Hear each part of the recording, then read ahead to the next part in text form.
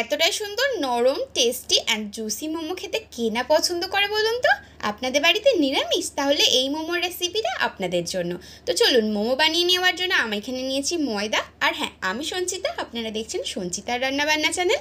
মোমো বানানোর জন্য আমি এখানে নিয়ে নিয়েছি 3 কাপের মতো ময়দা, তার সাথে নিয়ে নিয়েছি কিছুটা সরিষার তেল এবং তার সাথে 2 চামচের মতো নুন। নর্মাল জল দিয়ে ভালো করে সুন্দর করে মেখে নিয়ে একটা ডো বানিয়ে নেব এবং ডোটার উপর একটু সাদা তেল দিয়ে বেশ 30 থেকে 35-এর মতন রেস্টে দিয়ে দেব। তো রেস্টে দিয়ে দেবো, তার মাঝখানে আমি এখানে কিছুটা সবজি কেটে নিই। আপনাদের যা সবজি থাকবে বাড়িতে সেটাই কেটে নিতে পারেন। আর হ্যাঁ, আমি এখানে বানিয়ে নিয়েছি মোমো দিয়ে খাওয়ার জন্য চাটনি, সেটাও আবার ধনেপাতা। একদম সহজ উপায়ে আমি ধনেপাতার চাটনিটা দেখিয়েছি। কড়াতে ফার্স্টে একটুখানি সাদা তেল দিয়ে তার মধ্যে কালো জিরে ফোড়ন দিয়ে দিয়েছি এবং কিছুটা ধনেপাতা নিয়ে বেশ কিছুক্ষণ নাড়াচাড়া করার পর স্বাদ মতো লঙ্কা এবং প্রয়োজন মতো একটুখানি একদম আদা কুচি দিয়েছি। যেহেতু অল্প ধনেপাতা, একদমই অল্প আদা কুচি দিয়েছি, তো সেটাকেও অনেকক্ষণ ধরে ফ্রাই করলাম, বেশ 2 থেকে 3 মিনিট ধরে, এবং তার উপর ছড়িয়ে দিলাম একটুখানি লবণ। তারপর এখানে দিয়ে দিচ্ছি মিক্সির মধ্যে, তার মধ্যে দিয়ে দেবো হাফের মতো লেবু। তো ধনেপাতার পরিমাণ অনুযায়ী এখানে লেবুটারও পরিমাণ নির্ভর করে, তার সাথে ঝালটাও আপনাদের পরিমাণ মতো আপনারা নিয়ে নেবেন। দেখুন মিক্সিতে আমার পেস্ট হয়ে গেছে, ওটা আলাদা জায়গায় সরিয়ে রাখবো। এবং আমি সবজি নিয়েছি আমার প্রয়োজন মতো নিয়ে নিয়েছি। এখানে আমি বাঁধাকপি, গাজর, তার সাথে নিয়ে নিয়েছি বিনস এবং ঝালের জন্য কিছুটা কাঁচা লঙ্কা। কাঁচা লঙ্কাটা আপনাদের স্বাদ মতো আপনারা ব্যবহার করে নেবেন। এবং দেখুন আমার কথা বলতে বলতে অলরেডি বাঁধাকপিটা কাটা হয়ে গেছে। বাঁধাকপিটা আমি একদম ঝিরিঝিরি করে কেটে নিয়েছি। তার সাথে দেখুন আমি এখানে বিনস কাটছি। বিনসগুলোকেও একদম সরু সরু করে আমি কেটে নিয়েছি, সরু সরু গোল গোল করে সব রকম বিনসগুলোকে আমি কেটে নিয়ে রেডি করে নিয়েছি। ক্যাবেজের পাশে আমি বিনসটা রেখে দিলাম এবং তার সাথে আমি এখানে গাজরটা কাটছি। গাজরটা আগে গোল গোল করে আমি কেটে নিয়েছি, তারপর সরু সরু করে গাজরও কাটা আমার কমপ্লিট হয়ে গেছে। এরপর ঝালের জন্য এখানে আমি ব্যবহার করেছি 4টের মতন কাঁচা লঙ্কা। 4টে কাঁচা লঙ্কাটা আমাদের হয়ে যাবে, কারণ ঝালের জন্য একটু আমরা কাঁচা লঙ্কাটা বেশিই খাই। তো আপনারা প্রয়োজন মতন ঝাল নিয়ে নেবেন। এবং কাঁচা লঙ্কাটাও কাটা হয়ে গেছে দেখুন। তার সাথে আমি নিয়ে নিয়েছি এখানে কিছুটা পরিমাণে পনির, 200 গ্রামের মতন এখানে আমি পনির নিয়ে নিয়েছি। পনিরটাকে একদম খুব ছোট্ট করে কেটে নিয়েছি। এটাকে আর আলাদা করে তেলে ভাজবো না, একসাথেই সবজির সাথে দিয়ে দেবো, যেহেতু একদম ছোট করে কেটেছি তাই জন্য। এখানে আমি ফ্রাইং প্যানে দিয়ে দিয়েছি কিছুটা সাদা তেল, এবং সাদা তেল দিয়ে দেওয়ার পর আমি ফার্স্টে দিয়ে দেবো গাজর। যেহেতু গাজরটা একটুখানি শক্ত বলে আমি লবণ দিয়ে অল্প করে ভেজে নিয়েছি। তারপর দিয়ে দেবো এখানে বাঁধাকপিটা এবং বিনসটা, ভালো করে নাড়াচাড়া করে নেব এবং সবজিগুলো যাতে একটু নরম হয়ে আসে তার সাথে দিয়ে দেবো একটুখানি লবণ।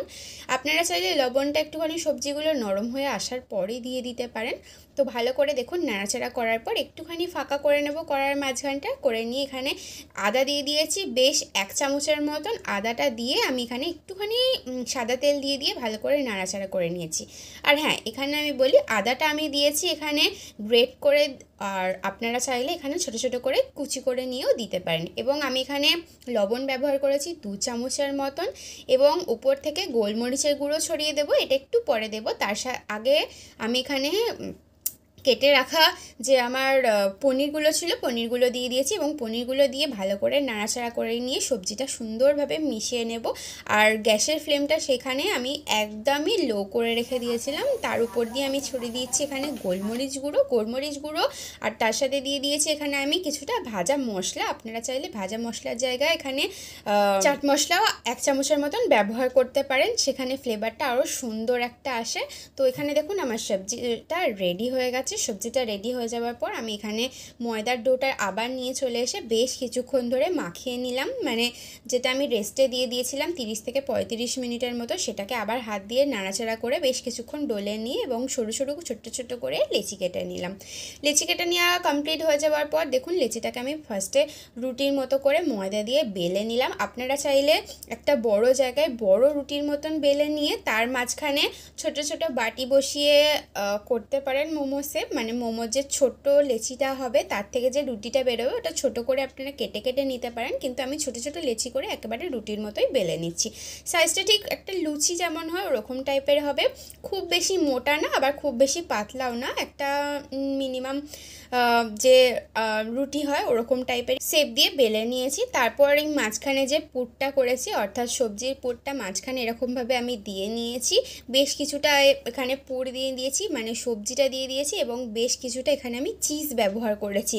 চিজটাকে গ্রেট করে নিয়েছিলাম, সেই দেখুন গুঁড়ো যে গ্রেট করা চিজটা এখানে ব্যবহার করেছি। আপনারা চাইলে স্লাইসও ব্যবহার করে নিতে পারেন, বেশ সুন্দর আপনাদের মোমোটা তৈরি হয়ে যাবে। এবং মোমোর আমি অনেকগুলো এখানে শেপ দিয়েছি, আপনারা যদি শেপ দেখতে চান তাহলে কমেন্ট করবেন, আমি অনেকগুলো শেপ আপনাদেরকে দেখিয়ে দেব।